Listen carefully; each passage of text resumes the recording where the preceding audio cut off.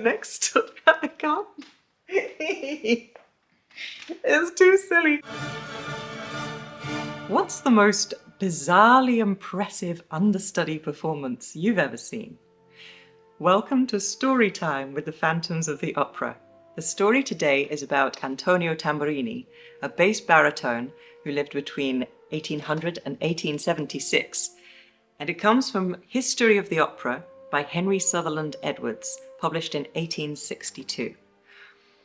Classical music today has a reputation for being stuffy, but it really wasn't always like that. For example, we now have the last night of the proms, where for one night a year, the audience is encouraged to have fun and join in and make some noise. But that was kind of a standard night out back in the 19th century. And that was just the Brits, who for hundreds of years have been famous for being really reserved compared to many other nations. So now imagine an Italian carnival audience. But you don't have to imagine it, because Sutherland Edwards is going to tell us all about it. So, if you're sitting comfortably, I'll begin. In the year 1822, Tamburini was engaged at Palermo, where on the last day of the carnival the public attend, or used to attend, the opera, with drums, trumpets, saucepans, shovels, and all kinds of musical and unmusical instruments, especially noisy ones. On this tumultuous evening, Tamburini, already a great favourite with the Palermitans, had to sing in Mercadante's Elisa e Claudio. The public received him with a salvo of their carnivalesque artillery, when Tamburini, finding that it was impossible to make himself heard in the ordinary way, determined to execute his part in falsetto, and the better to amuse the public, commenced singing with the voice of a soprano sfogato. The astonished audience laid their instruments aside to listen to the novel and entirely unexpected accents of their basso cantante. Tamburini's falsetto was of a wonderful purity, and in using it he displayed the same agility for which he was remarkable when employing his ordinary, thoroughly masculine voice. The Palermitans were interested by this novel display of vocal power, and were moreover pleased at Tamburini's readiness and ingenuity in replying to their seemingly unanswerable charivari. But the poor prima donna was unable to enter into the joke at all. She even imagined that the turbulent demonstrations with which she was received whenever she made her appearance were intended to insult her, and long before the opera was at an end, she refused to continue her part. The manager was in great alarm, for he knew that the public would not stand upon any ceremony that evening, and that if the performance were interrupted by anything but their own noise, they would probably break everything in the theatre. Tamburini rushed to the prima donna's room. Madame Liparini, the lady in question, had already left the theatre, but she had also left the costume of Elisa behind.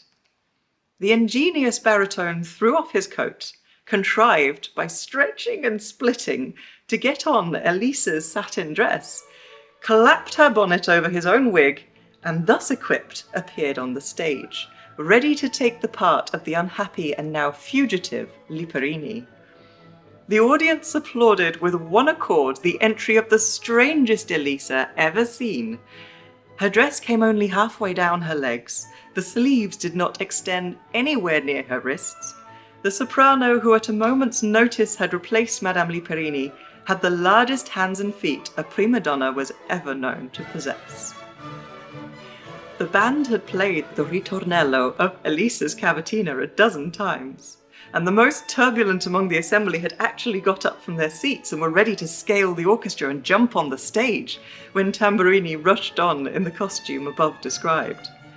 After curtsying to the audience, pressing one hand to his heart, and with the other wiping away the tears of gratitude he was supposed to shed for the enthusiastic reception accorded him, he commenced the cavatina, and went through it admirably, burlesquing it a little for the sake of the costume, but singing it, nevertheless, with marvellous expression, and displaying executive power far superior to any that Madame Liparini herself could have shown. As long as there were only airs to sing, Tamburini got on easily enough, He devoted his soprano voice to Elisa, while the Count remained still a basso, the singer performing his ordinary part in his ordinary voice. But a duet for Elisa and the Count was approaching, and the excited amateurs, now oblivious of their drums, kettles, and kettle drums, were speculating with anxious interest as to how Tamburini would manage to be soprano and basso cantante in the same piece. The vocalist found no difficulty in executing the duet.